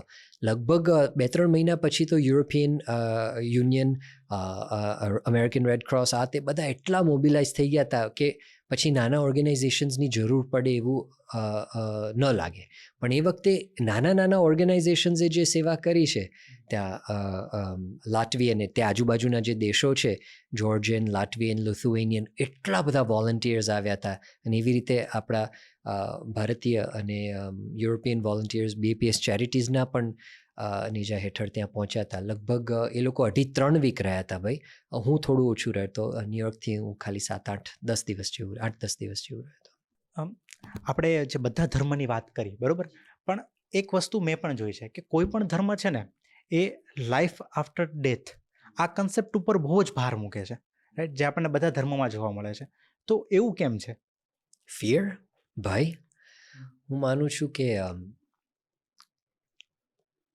મોસ્ટલી બધા ધર્મોમાં મેં જે અભ્યાસ કર્યો છે ત્યાં સુધી, અને મેં ઘણો કર્યો છે, મારા કરિક્યુલમમાં જ હતો અને હું શીખવાડું પણ છું ત્યાં, એમાં લાઈફ આફ્ટર ડેથની વાત એટલે આવે છે કારણ કે ટાઈમ કાં તો સમયનો જે કોન્સેપ્ટ છે ને એ સંસ્કૃતિઓમાં એ એકદમ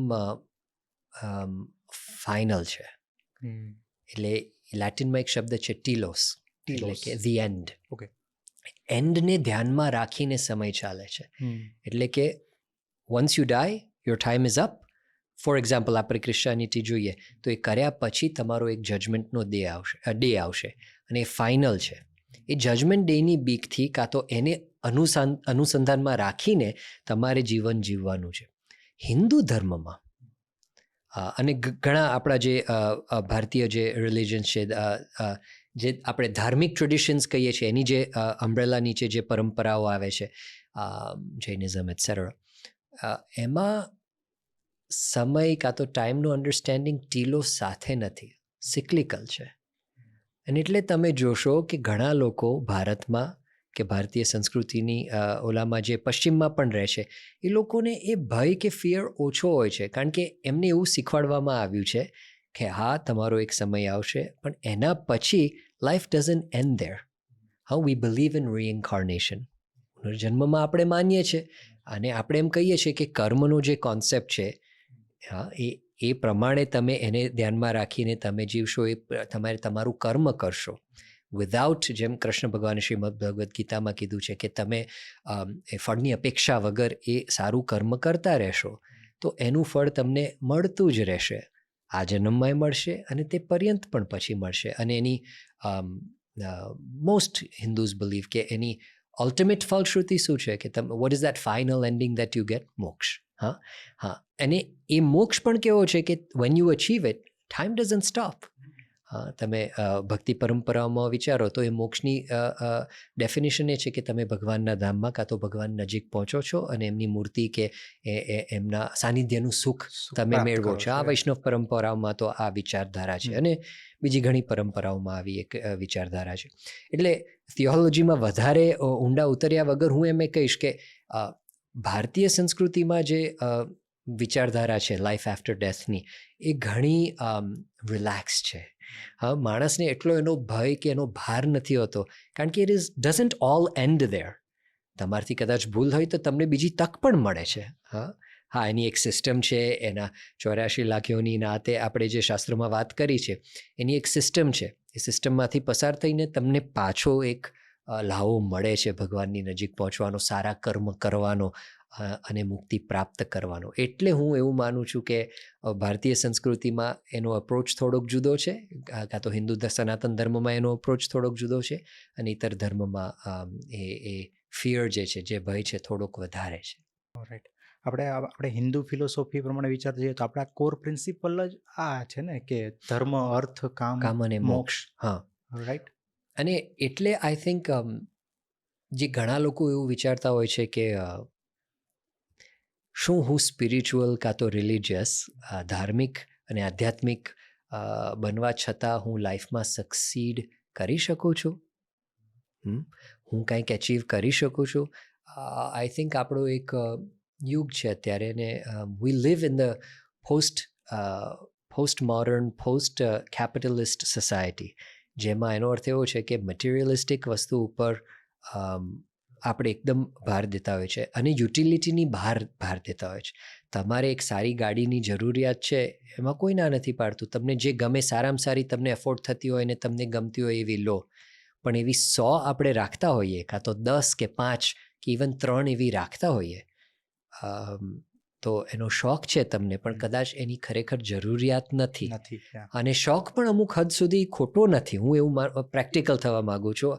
હું એવી વાત નથી કરતો કે બધું મોહમાયા છે ને તમે મૂકી દો. કારણ કે આપણે જે કમાઈએ છીએ, આપણે જે મહેનત કરીએ છીએ, એમાં આપણે દાન ધર્માદોને સારું કામ કરતા હોઈએ છીએ સમાજ માટે. તદુપરાંત તમારી પાસે જે ઇન્કમ છે એને તમે એન્જોય પણ કરી શકો છો, કેમ નહીં? અને હિન્દુ સંસ્કૃતિમાં, હિન્દુ ધર્મ સનાતનમાં એની એક વ્યવસ્થા પણ છે, ધર્મ, અર્થ અને કામને મોક્ષની. તમે જેમ કીધું એમ કે તમે એન્જોય કરી શકો છો, કેમ નહીં? એટ ધ ઉપયુક્ત ટાઈમ એન્ડ ધી અપ્રોપ્રિએટ સમય ઉપર. પણ એની બહાર જે અત્યારે આપણે જોઈ રહ્યા છે, એક ઓવરફ્લો કાં તો ઓવર કન્ઝમ્પશન જે થઈ રહ્યું છે, એ સમાજમાં રહીને કેવી રીતે બેલેન્સ કરવું, એ હું માનું છું કે હિન્દુ ધર્મના આપણા જે બેઝિક કોર પ્રિન્સિપલ્સ છે એ આપણને શીખવાડે છે કે કયો સમય ધર્મ માટે છે, કાં તો અભ્યાસ માટે છે, કયો સમય અર્થ માટે છે ને કામ મેળવવા માટે છે, એની પ્રાપ્તિ માટે છે, અને પછી કયો સમય આપણા માટે મોક્ષ માટે આવે છે. અને એ તમે જે તમારી જે લાઈફની સાયકલ છે, when you're a student, when you then court a woman or a woman courts a male to get married, આપણે જે લગ્ન વ્યવસ્થા છે આપણા સંસ્કૃતિની, એની આગળ જઈને પછી તમારા પોતાના સંતાન થાય છે ને એ સંતાન પ્રાપ્તિ અર્થે તમારે જે મેળવવું પડે છે ને જે અર્ન પણ કરવું પડે છે, કારણ કે એના વગર તો સંસાર ચાલતો નથી. એ બધું આઈ થિંક પ્રેક્ટિકલી હિન્દુ ધર્મમાં, સનાતનમાં એની એક વ્યવસ્થા છે ને આપેલી છે. કોઈ એવું નથી કહેતું કે આ તમારે ન કરવું જોઈએ, કે આ કરશો તો તમે સ્પિરિચ્યુઅલ નહીં કહેવાઓ કે આધ્યાત્મિક નહીં કહેવાઓ. And I think that is the beauty of Sanatan. Right. જ્યારે આપણે હિન્દુ ધર્મની વાત કરીએ છીએ, બરાબર, ત્યારે હિન્દુ નહીં પણ કોઈ પણ ધર્મમાં પ્રાર્થના આ એક કોમન વસ્તુ છે, બરાબર, પ્રેયર્સ, બરાબર. તો પ્રાર્થના છે, પછી જે આપણા રિચ્યુઅલ્સ છે બધા, બરાબર, તો આ એક સ્પિરિચ્યુઅલિટીનો જ એક ભાગ છે કે આને કહેવાય કે સ્પિરિચ્યુઅલ બન્યા વગર પણ આ વસ્તુ લોકો કરી શકે કે શું હોય? આઈ થિંક એક મોડર્ન વિચારધારા એવી છે કે મારે સ્પિરિચ્યુઅલ બનવું છે એટલે કોઈ એક પરંપરાને વળગીને મારે ચાલવું. હું એનો નિષેધ નથી કરતો, પણ હું એક કહું છું કે આ એક પરંપરા છે કે હું અલ્ટ્રા મોડર્ન છું, તે છતાં મારે સ્પિરિચ્યુઅલ બનવું છે, કાં તો ભગવાનની પ્રાપ્તિ કરવી છે, કાં તો મારા અંતરાત્માને ઓળખવો છે, XYZ જે તમે કોન્સેપ્ટને વળગીને ચાલતા હો. કે જે વિચારધારાને વળગીને ચાલતા હો, અને તે છતાં મારે કોઈ એક પરંપરાને I don't want to be bound by one પરંપરા ઓર વન ટ્રેડિશન. તો એના માટે પછી લોકો એવું કહેતા હોય છે કે કદાચ મારે થોડીક સેવા કરી લઉં, ભગવાનની થોડીક પ્રાર્થના કરી લઉં, ભજન ગાઈ લઉં, વિધિપાઠને એ થોડુંક કરી લઉં, પણ બધું મારે ન કરવું પડે અને એક પરંપરાને અનુસરીને મારે ન ચાલવું પડે. એ એક વિચારધારા છે. બીજી એવી છે જે આપણને જોવા મળે છે યંગસ્ટર્સમાં, જે કોઈ પણ એક ફિરકાને, કે કોઈ પણ એક સંપ્રદાયને, કોઈ પણ એક પંથને અને એની માન્યતાઓ અને એની જે સેવા પદ્ધતિ હોય છે, રિચ્યુઅલિસ્ટિક ટ્રેડિશન હોય છે, એને લઈને, એને વળગીને એ લોકો ચાલતા હોય છે. હવે આ મંચ ઉપરથી મારે કેવું, એક સાચી છે, એક ખોટી છે, I don't think that's appropriate. I think એ જુદા જુદા માર્ગ છે, અને I think that is the beauty of Sanatan, કે તમે આ જુદી રીતે પણ આ બધાને તમે કરી શકતા હો છો. તો તમે પ્રાર્થનાની વાત કરી. પ્રાર્થના શું છે? તમે ભક્તિ પરંપરામાં આપણને જે શીખવાડવામાં આવ્યું છે એ પ્રમાણે વિચારીએ તો પ્રાર્થના એક કમ્યુનિકેશન ચેનલ છે. Between you and the divine, between you and Parabrahma. બરાબર છે? તમારે એમની સાથે કમ્યુનિકેટ કરવું હોય, હા, તો અમુક લોકો સંગીતથી કરે છે, અમુક લોકો ખાલી ધ્યાનમાં બેસીને કરતા હોય છે. અનેક જુદી જુદી વ્યવસ્થાઓ ઉપલબ્ધ, અનેક જુદા જુદા માર્ગ ઉપલબ્ધ છે સનાતન હિન્દુ ધર્મમાં, જેના ઉપયોગથી તમે ભગવાન સાથે કમ્યુનિકેટ કરી શકો છો. મારા માટે સંગીત એક વસ્તુ છે. એવો એક સમય આવ્યો જ્યારે મેં ગાવાનું સાવ પબ્લિકમાં છોડી દીધું, અને મારા ગુરુજી સ્વર્ગીય સંગીત માર્તંડ પદ્મવિભૂષણ પંડિત જસરાજજી બહુ જ અકળાયા હતા કે તે ગાવાનું કેમ મૂકી દીધું, આટલું તું શીખ્યો, મારી મહેનત તારી મહેનત. He was quite annoyed. પણ મેં મૂકી દીધું. તે છતાં રોજ સવારે હું જો મંદિરમાં હોઉં તો હું ભગવાનની મૂર્તિ આગળ શણગાર આરતી પછી, જે ભક્તિ પરંપરા છે કે શણગાર આરતી પછી એક પદ ગવાતું હોય છે, હવેલીમાંય ગવાય છે, મંદિરોમાંય ગવાય છે, તો ત્યાં બેસીને હું એક પદ ગાતો ભક્તિનું. અને હું જો મંદિરમાં ના હોઉં, આવી રીતે ક્યાંક ટ્રાવેલિંગ, તો મારી જે હું પર્સનલ પૂજા કરતો એમાં હું બેસીને એક પદ. So that was my way to communicate with the divine.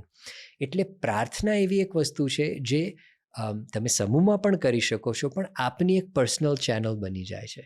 તમારે કોઈ ઇન્ટરમીડિયરીની જરૂર નથી પડતી. તમે ભગવાનને કે ગુરુ સાથે જે કમ્યુનિકેશન કરતા હો છો, it is private, it is secure. કોઈ હેકરની તમારે ચિંતા કરવી પડતી હોતી નથી, કોઈ તમારી લાઈન સાંભળતું હોતું નથી, અને કોઈ એમાં ઇન્ટરફિયરન્સ પણ કરી શકતું નથી. It's direct, it's secure, and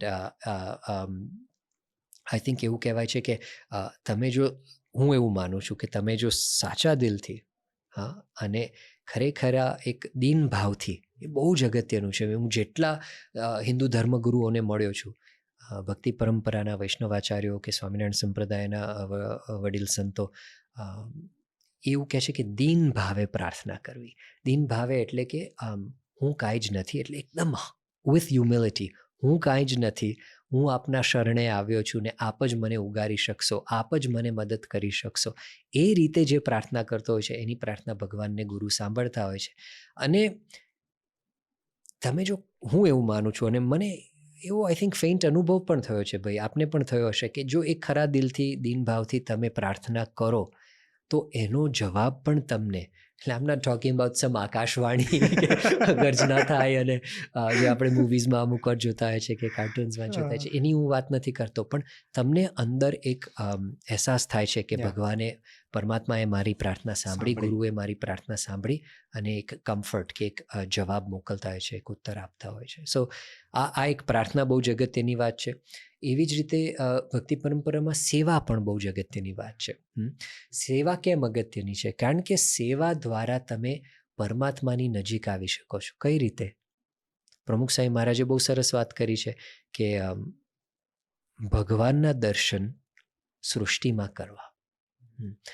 મેં જે ઇન લવ એટ ઇઝ બુકમાં જે ચેપ્ટર છે, કે પ્રમુખ સાંઈ મહારાજ વોઝ ઇન લવ, એ પ્રેમમય કાં તો ભક્તિમય હતા. અને એના મેં 3 પ્રકાર આપ્યા છે. એક તો એમના ઇન્ટરેક્શન્સ વિથ ધ સેલ્ફ, સ્વ સાથેના ઇન્ટરેક્શન્સ, બરાબર છે. પછી ભગવાન અને ભગવાનની મૂર્તિ, એની સાથેના ઇન્ટરેક્શન્સ, એની પ્રત્યેની જે ભક્તિ, પૂજા, ભાવ. અને ત્રીજું કે જે સમાજમાં, પછી હ્યુમન્સ હોય, માણસ હોય, સ્ત્રી હોય પુરુષ હોય, ગમે તે જાતિ વર્ણના હોય, ગમે તે ધર્મના હોય, ગમે તે સ્કિન કલરના હોય. અને હું તો એવું કહું છું કે મેં મારા ગુરુ પાસેથી એવું શીખ્યું છે કે કદાચ પશુ પક્ષી પણ હોય, હા, વેજીટેશન પણ હોય, ફ્લોરા અને ફોના પણ હોય, એની સાથે પણ જો આપણે એનામાં ભગવાન રહેલા છે એ ભાવથી ઇન્ટરેક્ટ કરીએ તો એનાથી કોઈ મોટી સેવા નથી. કારણ કે એનાથી તમારો જે આચાર વિચાર છે, તમારું જે એની સાથેનું વર્તન છે એ ઇમિડિયેટલી બદલાઈ જતું હોય છે, તરત રિસ્પેક્ટ આવી જતો હોય છે. એક પ્રસંગ હું કહું આપને, જો સમય હોય તો. પ્લીઝ.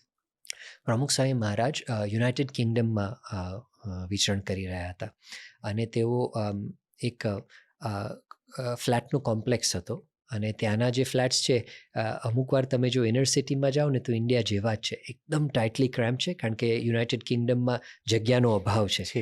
એક આઇલેન્ડ ઉપર જ છે, એક ટાપુ ઉપર જ છે આખો દેશ. અને એટલે એકદમ ટાઇટલી સ્ક્વીઝડ બધા ફ્લેટ્સ, અને એ લોઅર ઇન્કમ ફ્લેટ્સમાં હતા. એટલે એમાં તમને જે અમુક બદબુ આવે, આ આવે તે આવે, બધું તમે એક જણના ઘરે બેઠા હો, હું તો ગયેલો છું, તો બાજુના 3 ઘરની જે એની જે રસોઈ બની હોય ને એની તમને સ્મેલ આવે. એકદમ ટાઈટ એવું હોય. એવું તો કદાચ કન્જેસ્ટેડ હોય, એવું તો કદાચ અત્યારે અમદાવાદમાં નહીં હોય. પણ એવામાં પ્રમુખ સ્વામી મહારાજ પધરામણી કરતા હતા. પધરામણી એટલે કે ભક્તોના ઘરે જવું.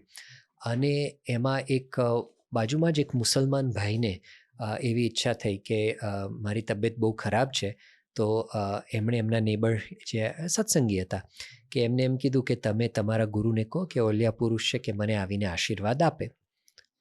એ પીડાતા હતા, એમને આવી એક બીમારી હતી. હવે એમના ફેમિલીની તો આપણે એમને પરમિશન નથી લીધી, એમને તો કદાચ ગમે ના ગમે, તે છતાં એ સત્સંગી બંધુએ આવીને પ્રમુખ સ્વામીને વિનંતી કરી. પ્રમુખ સ્વામી મહારાજે કીધું કેમ નહીં, આપણે જવું જ જોઈએ. જો હવે આ ઓપન માઇન્ડની જે વાત છે ને એ ખાલી એક ટોકિંગ પોઈન્ટ નથી, એ પોડકાસ્ટ ઉપર કહેવાની વાત નથી, એ જીવવાની વાત છે. અને એ પ્રમુખ સ્વામી મહારાજ જીવતા હતા.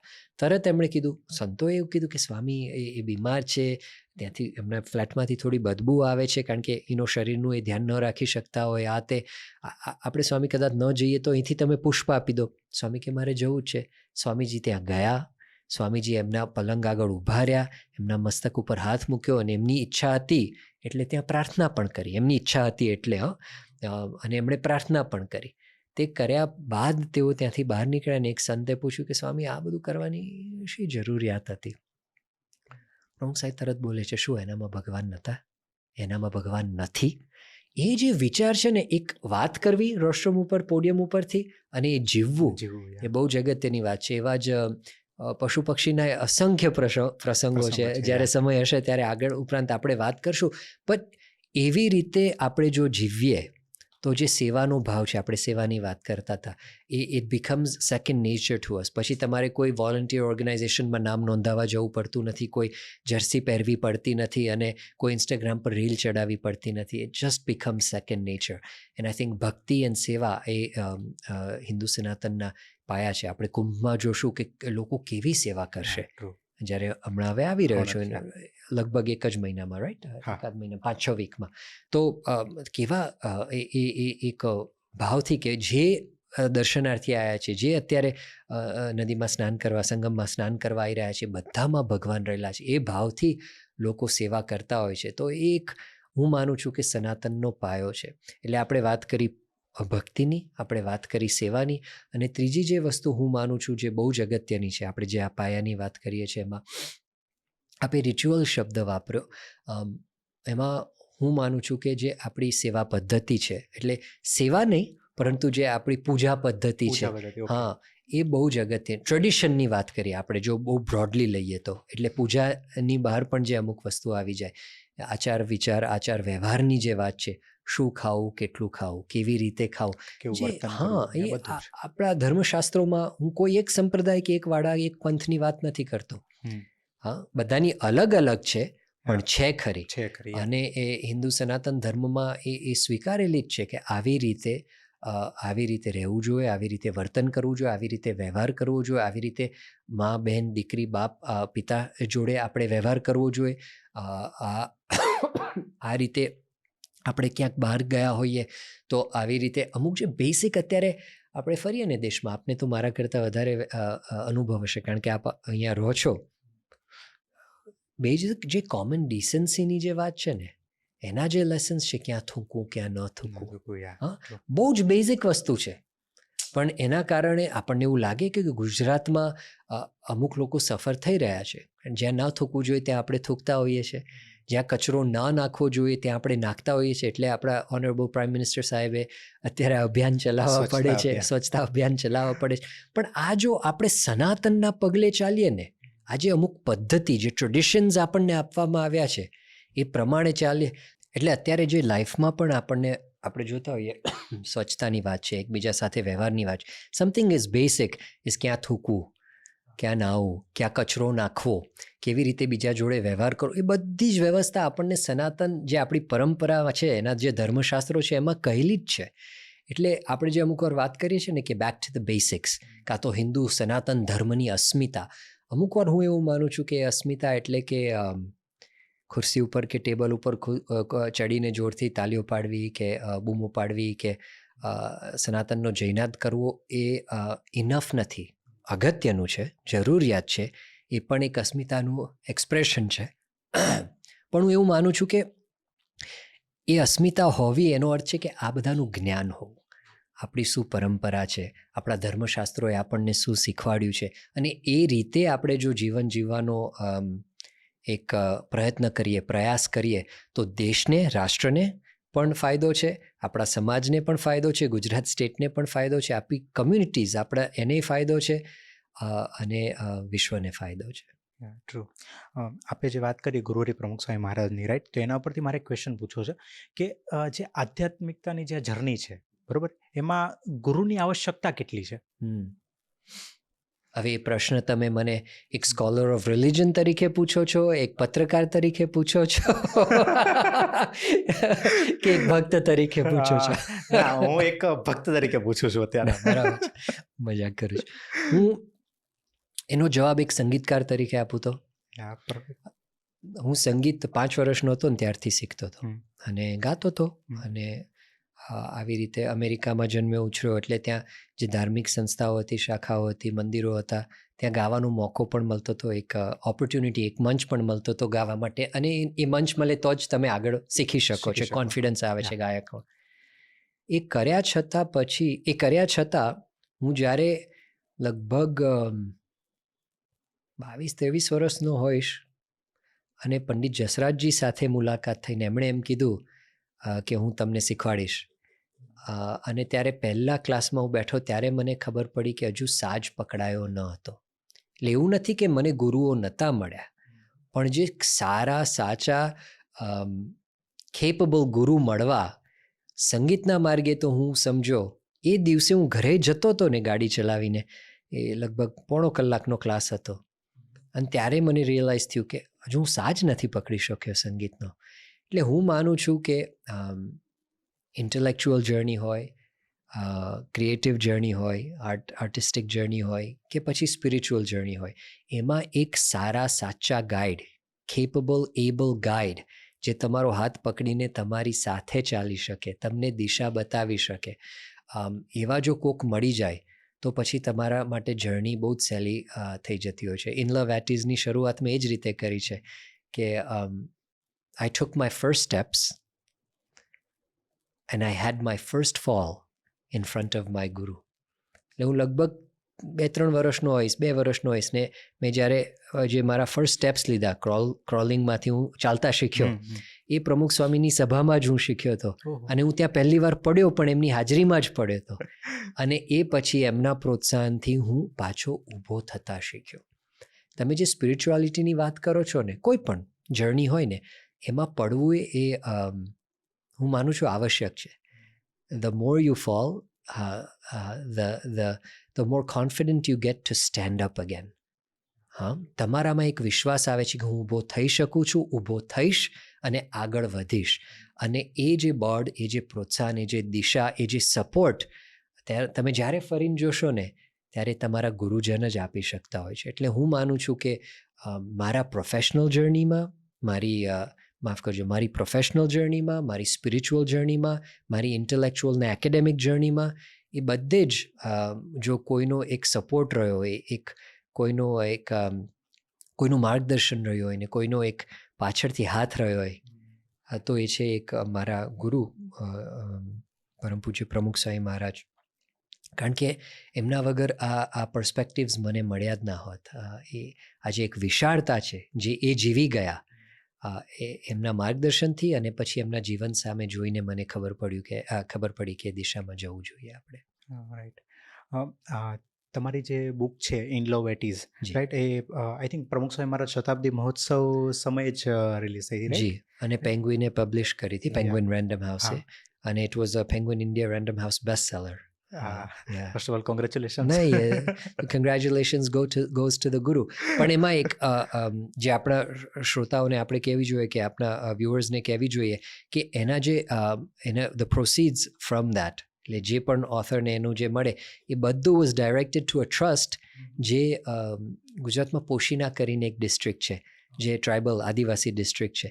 ત્યાં સ્કૂલો ના મેન્ટેનન્સ માટે અને હેલ્થકેર ફેસિલિટીઝના મેન્ટેનન્સને અપકીપ માટે એના પ્રોસીડ્સ ગયા હતા. કારણ કે પ્રમુખ સ્વામી મહારાજ એ કમ્યુનિટી સાથે બહુ જ ક્લોઝ હતા, એકદમ ક્લોઝ હતા.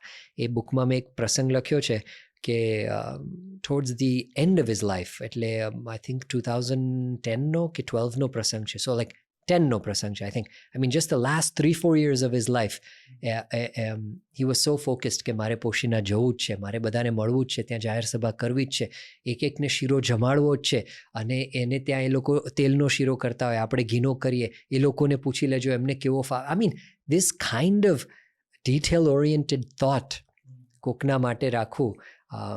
તમે એમનામાં ભગવાન જોતા હો તો જ તમે આ રીતે જીવી શકો. અને આઈ થિંક પ્રમુખ સ્વામી મહારાજ એ રીતે જીવતા હતા, અને અસંખ્ય લોકોને એ રીતે જીવતા એમણે શીખવાડ્યું છે. એટલે I think that's why this book was so important to me, અને એટલે મેં એને પોશીનાની જે કમ્યુનિટી, ટ્રાઇબલ કમ્યુનિટી છે, એને ડેડિકેટ કરી હતી. સો મારો ક્વેશ્ચન એ હતો સોરી, કે માફ કરજો. Why in love at ease, બરાબર, મારે આ જે બુકનું તમારું ટાઇટલ છે, બરાબર, એનો થોડોક મિનિંગ સમજવો છે.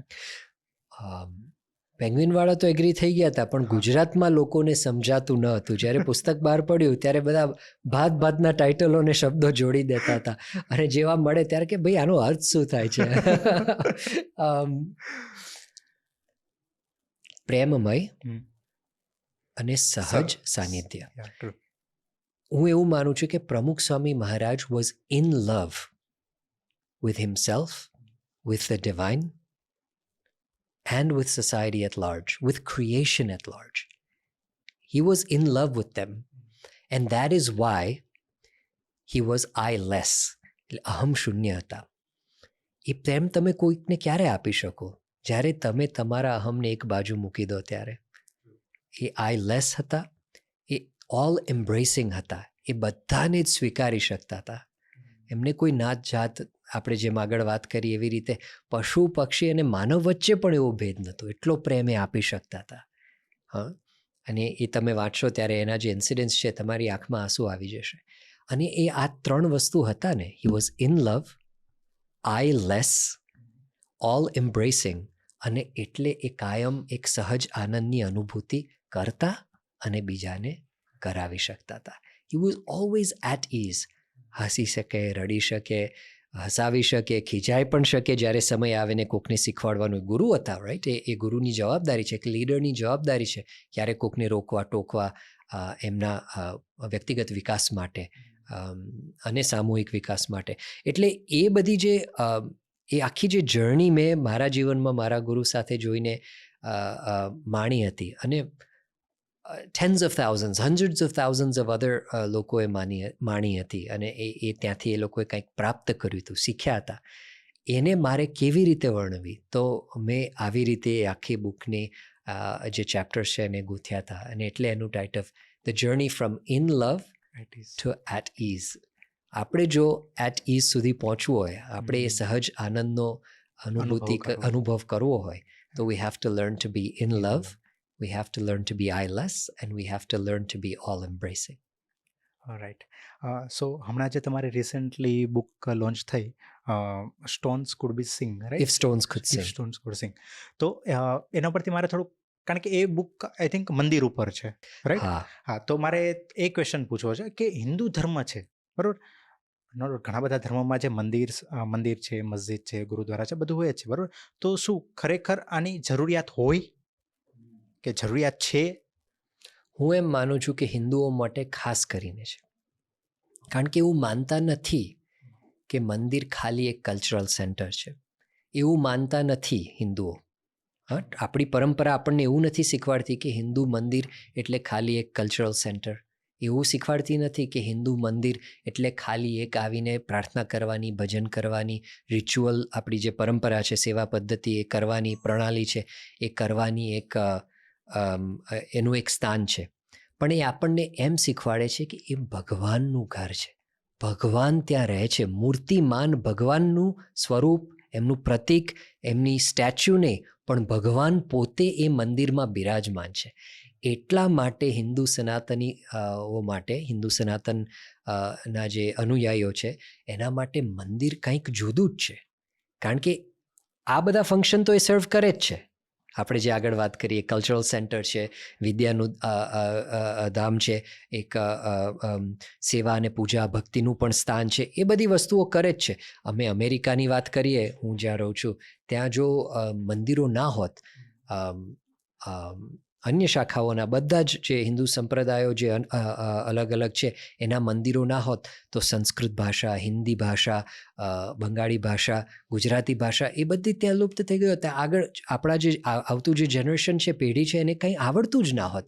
આપણી જે બોલવા ચાલવાની, પહેરવેશની જે પદ્ધતિ છે, આપણી જે ઇવન જે આપણી જમવાની એટલે કે રસોઈને ક્વિઝીનની જે આપણી એક પરંપરા છે એ બધું લુપ્ત થઈ ગયું હોત. પણ આ મંદિરોના કારણે એ ટ્રેડિશન, એ કલ્ચર આપણું જીવન છે, જાગ્રત છે. અને આ ઇફ સ્ટોન્સ કુડ સિંગ જે છે એ અંતે હું એટલું કહીશ કે એ જે BAPS સ્વામિનારાયણ અક્ષરધામ જે રોબિન્સવિલ, ન્યૂજર્સીમાં બન્યું છે, એ કઈ રીતે બન્યું છે, કેમ બન્યું છે, કેમ અગત્યનું છે, કોણે એમાં યોગદાન આપ્યું છે, નહીં કે ખાલી સ્વામિનારાયણ સંપ્રદાય કે હિન્દુ ધર્મના અનુયાયીઓએ કાં તો એના ભક્તોએ, પરંતુ ત્યાં જે લોકલ અમેરિકન્સ પણ કેવી રીતે વોલન્ટિયરિઝમના સ્પિરિટથી જોડાયા છે એની ગાથા તમે સાંભળશો અને આપના જે ફોલોઅર્સ છે એ જો સાંભળશે, જોશે, વાંચશે તો એમને ખરેખર એમ થશે કે સનાતનની જે ઇમ્પ્રિન્ટ છે, હા ગુજરાતમાં અને ભારતમાં છે, પણ જે પરદેશમાં પણ જે અત્યારે સનાતનની એક જે છાપ આ મંદિરો મૂકી રહ્યા છે, અને એક પોઝિટિવલી, હું એમ નથી કહેતો કે એક અગ્રેશનથી કે કંઈક ફોર્સથી, પરંતુ લવથી, ભક્તિ અને સેવાના ભાવથી એ જે ત્યાં મૂકી રહ્યા છે એ આઈ થિંક ઇટર્નલી હવે ત્યાં રહેશે. અને it's something that we should truly as Sanatanis be proud of. આપણે, તમે જે પરદેશની વાત કરી, રાઈટ, પણ આપણા જે મંદિર છે ને એ પણ આમ કહેવાય ને કે પરદેશની અંદર આપણા ભારતીયોને કનેક્ટ કરે છે. કોઈ પણ આપણે એક એક્ઝામ્પલ લઈએ કે કેનેડા છે, ત્યાં કૃષ્ણ ભગવાનનું મંદિર છે, તો એવરી સન્ડે ભેગા થશે તો એ જ લોકો નહીં આવે કે જે ખાલી કૃષ્ણ ભગવાનનો માને છે, દરેક હિન્દુ ત્યાં આવશે. હા, અને બરાબર. રવિવારે કહેવાય કે એક ભારતીયોનું એક ગેટ ટુગેધર થઈ જાય. હું પોતે સ્વામિનારાયણ સંપ્રદાયનો અનુયાયી છું, પણ હું જ્યાં રહું છું ત્યાંથી લગભગ 5-7 મિનિટ દૂર જ એક આપણે વ્હીકલ લઈને જઈએ તો એક વૈષ્ણવોની હવેલી છે, વલ્લભ સંપ્રદાયની હવેલી છે. તો હું ઘણીવાર ત્યાં જાઉં. હા, મારા માટે એક આસ્થાનું સ્થાન બની ગયું છે અને રોજ સવારે હું ત્યાં બેસીને પદ પણ ગાઈ શકું છું. હા, એ લોકો પણ સ્વીકારે છે અને મને પણ એવું લાગે છે કે એ મારું જ ઘર છે, મારા જ માટે બનાવવામાં આવ્યું છે. એટલે હું એવું માનું છું કે અત્યારે જે આપણે આ રોબિન્સવિલના અક્ષરધામની વાત કરી એ પણ એવું છે. તમે ત્યાં જુઓ તો બધા એવું માનતા હોય છે કે સ્વામિનારાયણ સંપ્રદાય એટલે ગુજરાતીઓ એની સાથે જોડાયેલા છે, પણ ત્યાં તમે જુઓ તો દક્ષિણ ભારતના, ઉત્તર ભારતના, બંગાળના, આસામના, અરે હિન્દુ પણ નહીં એવા રશિયન્સ, યુક્રેનિયન્સ, સાઉથ અમેરિકન્સ એટલે કે બ્રાઝિલ, વેનેઝુએલા, આર્જેન્ટિનાના જે દેશો છે ત્યાંના જે ભક્તો સ્પિરિચ્યુઆલિટીની ખોજમાં એ મંદિરોમાં આવી રહ્યા છે. અને આઈ મીન એનાથી વધારે તો હિન્દુ સનાતન ધર્મની દેણ શું હોઈ શકે? What kind of contribution can we expect? અને એવું પહેલું મંદિર છે. એક વસ્તુ હું આપને કહીશ, એ બહુ જ અગત્યની છે કે એની જે પ્લિન્થ છે એ પ્લિન્થ ઉપર અન્ય ધર્મના જે મેસેજીસ છે, એના જે વડાઓ થઈ ગયા એના પણ ત્યાં મેસેજીસ ત્યાં પ્લેકના રૂપે ત્યાં મૂકવામાં આવ્યા છે. ફોર એક્ઝામ્પલ, ગુરુ નાનક સાહેબની ત્યાં એક છબી છે અને ત્યાં એમનો લાઈફ મેસેજ આપવામાં આવ્યો છે. એવી રીતે પછી કબીરદાસજી છે, રવિદાસજી છે, સુરદાસજી, તુલસીદાસજી, એ બધા તો જ. માર્ટિન લુથર કિંગ છે જે અમેરિકામાં એમણે ઇક્વાલિટીનું બહુ જ મોટું કામ કર્યું છે.